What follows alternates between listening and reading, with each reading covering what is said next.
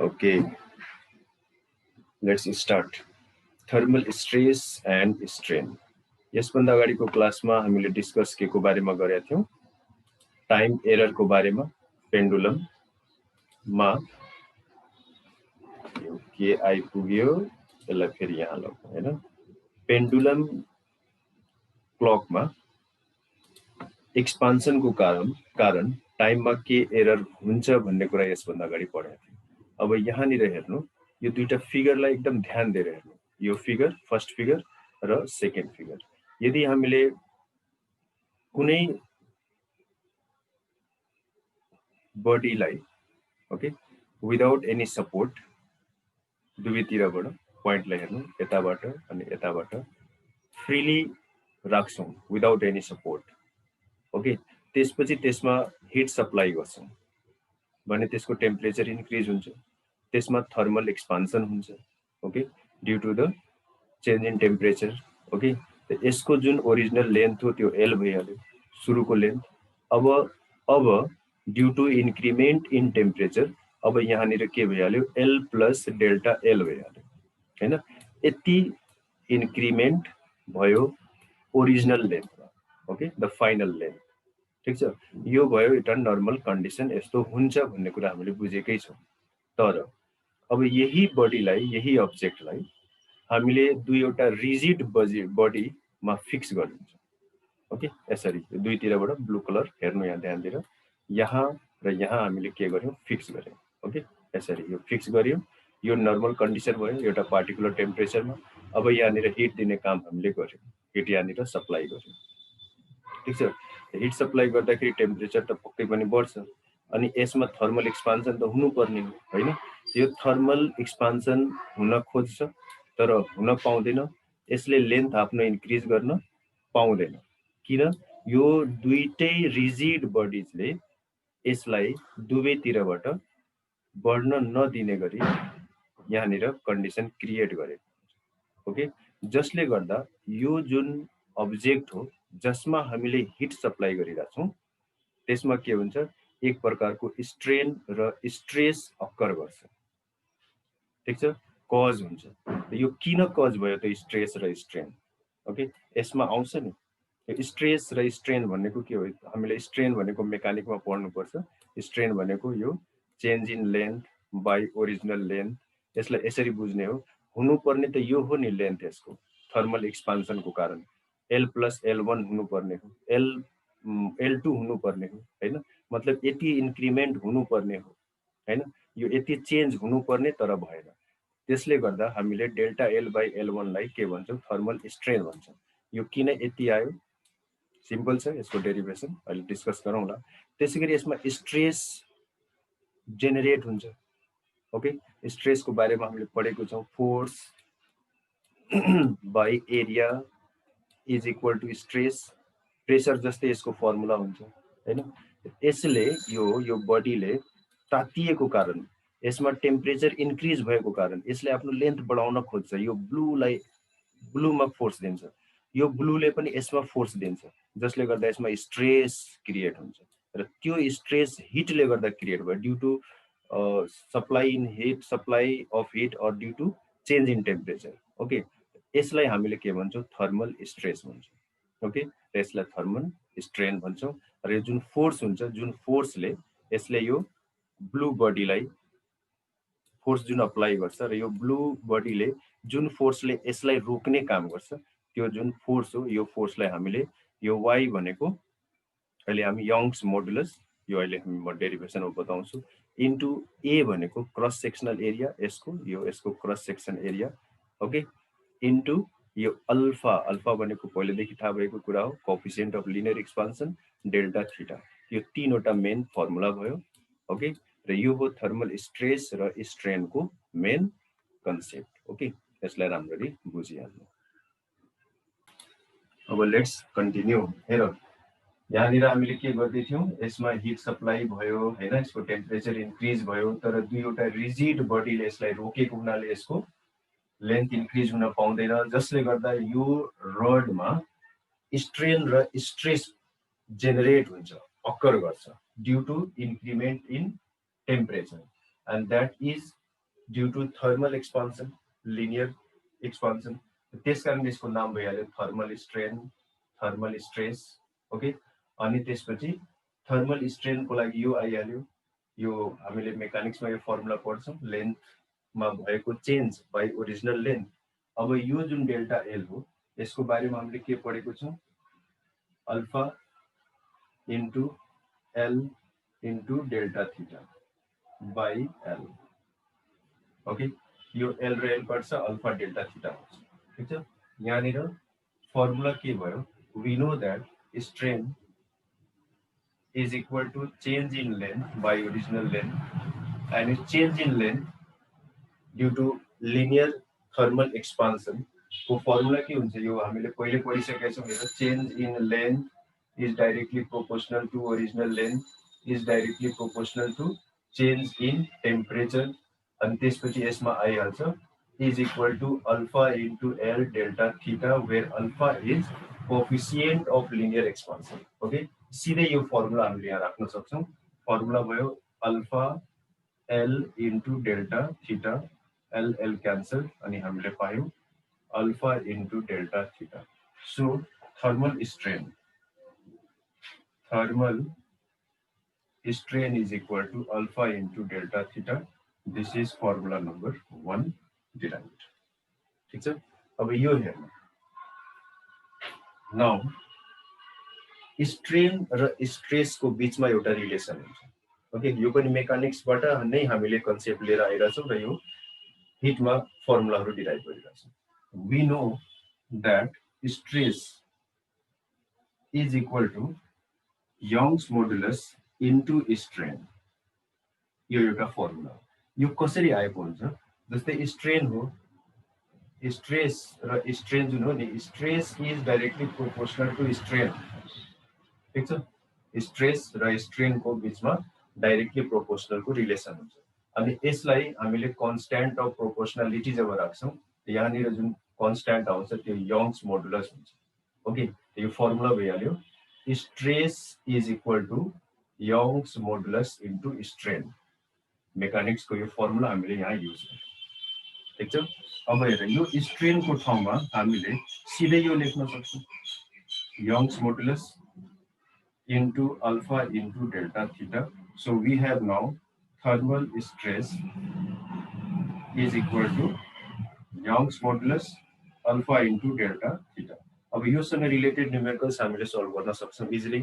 यदि Young's मोडुलसको value दिएको छ, कोएफिसिएन्ट अफ लिनियर एक्सपान्सनको भ्यालु दिएको छ, चेन्ज इन टेम्परेचर दिएको छ भने त्यो पार्टिकुलर बडीमा कति थर्मल स्ट्रेस आइरहेछ भन्ने कुरा फाइन्ड गर्न सकिन्छ। अब यो आयो, again we know stress is equal to Young's modulus alpha into delta theta. Stress को बारेमा हामीले पढेको छौँ F into F by A y alpha delta theta. यो A भनेको यहाँ हेर, यसको A हो, क्रस सेक्सनल एरिया। ओके, अब यो जुन हो नि, यो बडीले यसमा लगाउने फोर्स वा यो रडले यसमा लगाउने फोर्स कति एरियामा पारिरहेछ, यो एरियामा पारिरहेछ। त्यो एरिया भनेको जुन रड हो त्यो रडको क्रस सेक्सनल एरिया भयो। कुरालाई बुझ्नु पर्यो यहाँनिर है। यो ए भन्दाखेरि कसको ए, यो रिजिड बडीको ए हो कि यसको ए हो? यसको ए हो। कति पार्टमा पारिरहेछ त्यसले असर, फोर्स कति पार्टमा लगाइरहेछ, force per unit area, cross sectional area. So force by area equal to this much. Finally we get force is equal to cross-sectional area of rod into Young's modulus into coefficient of linear expansion into change in temperature. So these three are the formula by which we will be solving some numerical problems. Okay, Gerardo. Now, next point is differential expansion. Differential expansion, अब यो derivative तिर नगइहाल्नु, differential expansion यहाँनिर यो दुईवटा different materials को बीचमा जुन linear expansion भइरहेछ, okay, due to same different temperature, I mean to say when they are raised by same temperature. Okay, अब एउटा 10 डिग्री सेन्टिग्रेडमा छ बडी ए, फेरि 10 डिग्री सेन्टिग्रेडमा छ बडी बी, दुईटैको टेम्परेचरलाई 30 डिग्रीमा लगियो। ओके, सेम डिफरेन्स भयो दुईटैमा हैन। त्यहाँनिर के हुन्छ, दुईटै डिफरेन्ट मेटेरियल हो भने दुईटैको अलग अलग कोएफिसिएन्ट अफ लिनियर एक्सपान्सन हुन्छ, जसले गर्दा तिनीहरूको लिनियर एक्सपान्सनको रेट अलग अलग भइहाल्छ हैन। त्यसले गर्दा तिनीहरूको लिनियर एक्सपान्सन्सको बीचमा एउटा डिफरेन्स आउँछ, त्यही डिफरेन्सलाई भनिन्छ डिफरेन्शियल एक्सपान्सन। ओके, अब यसमा एउटा फर्मुला छ, differential expansion is equal to, यहाँ हेर्दै जानु, L1 alpha L1 dash alpha dash delta theta. Okay, यो L1 भनेको ओरिजिनल लेन्थ हो एउटा बडीको, अनि L ड्यास, यहाँ L ड्यास छ अनि 1 छ, यो चाहिँ ओरिजिनल लेन्थ हो अर्को बडीको। ओके, अल्फा भनेको coefficient of linear expansion of first body, अनि अल्फा ड्यास भन्नुको मतलब coefficient of linear expansion of second body. अनि चेन्ज इन टेम्परेचर त दुईटैमा एउटै छ, डिफरेन्शियल एक्सपान्सन दुईटाको बीचको डिफरेन्स चाहिँ यति हुन पुग्छ। अहिले हामी यसको डेरिभेसन हेर्छौँ।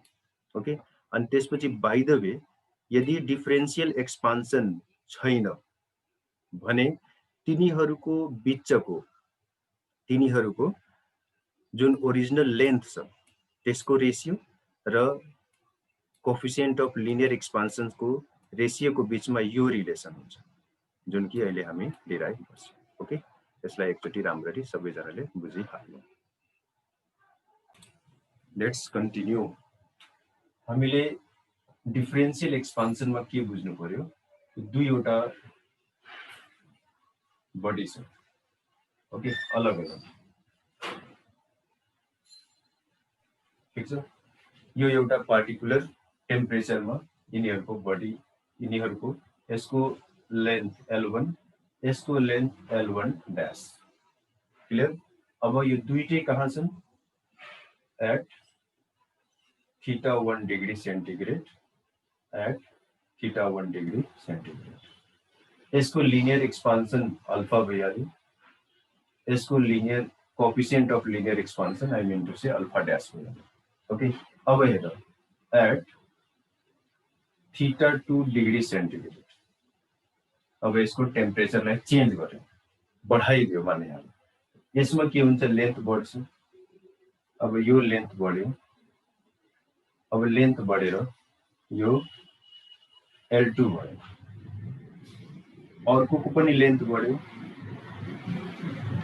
यो L ड्यास 2 यस्तो भयो, ठिक छ।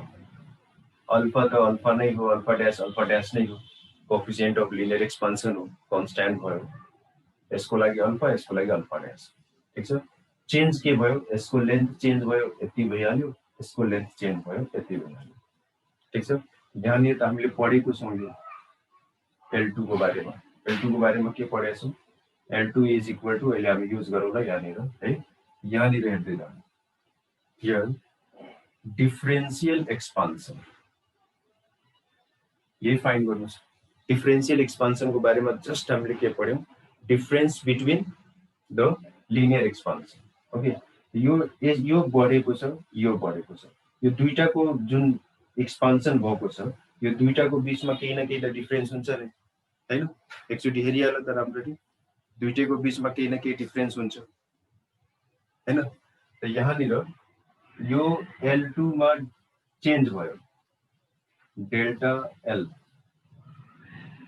L1, यसमा चेन्ज भयो, डेल्टा L1 ड्यास, यो हेर, यो र यो, यसमा बढ्यो यति र यसमा बढ्यो यति, त्यसकारण यो बढेर यो L2 भइहाल्यो, यो बढेर L ड्यास 2 भइहाल्यो, ठिक छ। हामीले यिनीहरुमा एक्सपान्सन यिनीहरुमा कति भएको छ, यति र यति भएको छ हैन। त्यो दुईटाको बीचमा जुन डिफरेन्स आइराछ त्यो नै हो differential expansion, delta L1 minus delta L dash 1, ठिक छ। अनि फर्मुला सबैलाई थाहा छ, पुरानै फर्मुला हो। यसको के हुन्छ, यसको हुन्छ यसको लागि हामीले पढेछौँ नि यो T is equal to alpha into यो L1 छ यहाँनिर L1 into change in temperature पुरानै फर्मुला हो जस्ट युज गर्नु छ ठीक छ यो भइहाल्यो alpha into original length into change in temperature minus अब यसको लागि अल्फा ड्याश हो into L dash 1 ठीक छ into change in temperature okay बुझिराख्नु हामीले यो लिनियर एक्सपान्सन को फर्मुला युज गरिरहेको छ यसको अलग एक्सपान्सन हुन्छ यसको अलग एक्सपान्सन हुन्छ दुईटैमा अलग अलग अल्फा र L1 भयो राखिदियो अब कमन के छ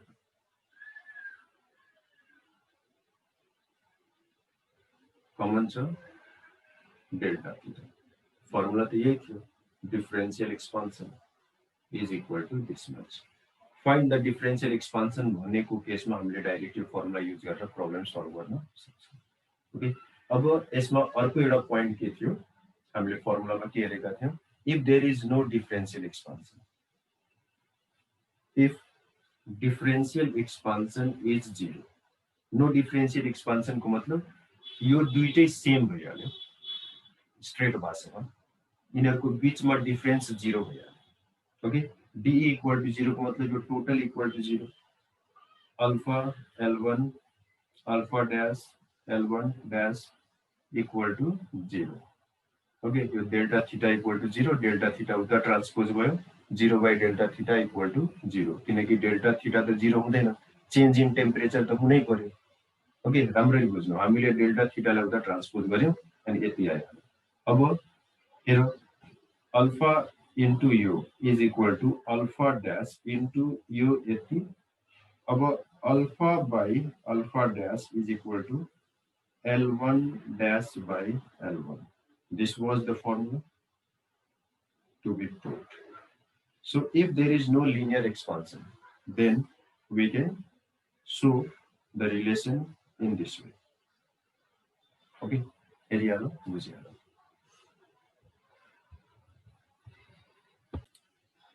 ल नौ बाइमेटालिक थर्मोस्टेट अब यसलाई ध्यान दिनु सम्पूर्ण विद्यार्थीहरु राम्ररी ध्यान दिएर यो हो के यो एउटा डिभाइस हो ओके जसमा के हुन्छ दुईवटा डिफरेंट मेटल्सलाई युज गरिएको हुन्छ जसको different linear coefficient of linear expansion हुन्छ हैन त्यसले गर्छ कि यसले इलेक्ट्रिक कन्ट्याक्ट जुन हुन्छ त्यसको ब्रेकरको काम गर्छ जसले गर्दा के हुन्छ त्यो पार्टिकुलर डिभाइसमा कन्स्ट्यान्ट टेम्परेचरलाई यसले मेन्टेन गर्ने गर्छ ओके आइरनहरुमा हिटरहरुमा यस्तो किसिमको कन्सेप्ट युज भएको हुन्छ ओके जस्तै यहाँनिर नर्मल टेम्परेचरमा हेर्नु नर्मल टेम्परेचरमा के हुन्छ यो कनेक्टमा छ यहाँनिर ठीक छ अब के भयो यहाँनिर हिट सप्लाई त हुँदै छ जसले गर्दा यो 1 र यो 2 दुईटैमा के हुन्छ थर्मल एक्सपान्सन हुन्छ तर यो 1 को र 2 को coefficient of linear expansion different छ मतलब यसको लेन्थ को इन्क्रिमेन्ट र यो 2 को लेन्थ को इन्क्रिमेन्ट को रेट अलग अलग हुन्छ यो चाँडै बढ्ला यो ढिलो बढ्ला हैन त्यहाँनिर यही हिसाबले मिलाएको हुन्छ कि पार्टिकुलर टेम्परेचरमा आइसकेपछि ओके डिभाइस पार्टिकुलर टेम्परेचरमा आइसकेपछि जसको लिनियर एक्सपान्सन को कोएफिसिएन्ट बढी छ त्यो त बढ्छ अनि जसले गर्दा के हुन्छ यसलाई प्रेस गर्छ ओके यसलाई प्रेस गरेपछि यसको एक्सपान्सनले गर्दा यो माथि उठ्छ जसले गर्दा यो दुईटाको कन्ट्याक्ट ब्रेक हुन्छ जसले गर्दा इलेक्ट्रिक सर्किट के भइहाल्छ ओपन भइहाल्छ र इलेक्ट्रिक फ्लो हुँदैन जसले गर्दा हिटको सप्लाई त्यहाँनिर बन्द भइहाल्छ ओके यहाँनिर when the iron becomes too hot भएपछि यो हेर यो एक्सपान्ड भइहाल्यो यो चाहिँ यसको कोएफिसिएन्ट बढी भएको हुनाले यो अहिले अलिकति मात्र भयो तर यो बढी भइहाल्यो जसले गर्दा यसलाई माथि उठाइदियो जसले गर्दा यहाँनिर ब्रेक भइहाल्यो ब्रेकले गर्दा के भइहाल्यो अब यसको सप्लाई बन्द भयो हैन त पार्टिकुलर टाइमसम्म यसलाई रोकिरहन्छ र त्यो टेम्परेचर त्यतिकै रहिरहन्छ हैन त बिस्तारै घट्छ त घटेपछि यो फेरि के हुन्छ सानो भइहाल्छ जसले गर्दा फेरि यो टच हुन्छ हैन त फेरि यो टच भएपछि के हुन्छ फेरि सप्लाई सुरु हुन्छ फेरि टेम्परेचर बढ्छ फेरि पार्टिकुलर टेम्परेचरमा पुगिसकेपछि यो यसलाई फेरि उठाउने काम गर्छ, जसले गर्दा फेरि ब्रेक हुन्छ। त यो जुन हो सिलसिला चलिरहन्छ र जसले गर्दा त्यो आइरनमा टेम्परेचर धेरै बढ्ने अवस्था आउँदैन र हाम्रो कपडाहरू जल्दैन। ओके, सिम्पल भाषामा यही हो। यहाँ पनि त्यही कुरा देखाइएको छ। यसलाई थिच्छ, जसले गर्दा यो यिनीहरूको कन्ट्याक्ट छुट्छ अनि यो सप्लाई बन्द हुन्छ हैन। यही हो, यसलाई भनिन्छ bimetallic thermostat. Okay, bimetallic, bi two metals. Okay, अनि यो थर्मलबाट। ओके, अनि यसलाई स्ट्याट भन्दाखेरि एउटा पार्टिकुलर कन्डिसनमा, मतलब रेस्टमा ल्याइदिनु, मतलब रोकिदिनु, यसरी बुझ्नु, खाली नाम हो त्यो। ठिक छ। त यही हो बाइमेटालिक थर्मोस्ट्याटको मतलब हो एउटा डिभाइस जसमा यो कन्सेप्ट जुन हामीले अहिले डिस्कस गर्यौं त्यसलाई युज गरिएको हुन्छ है त। यसलाई बुझ्नु राम्रो।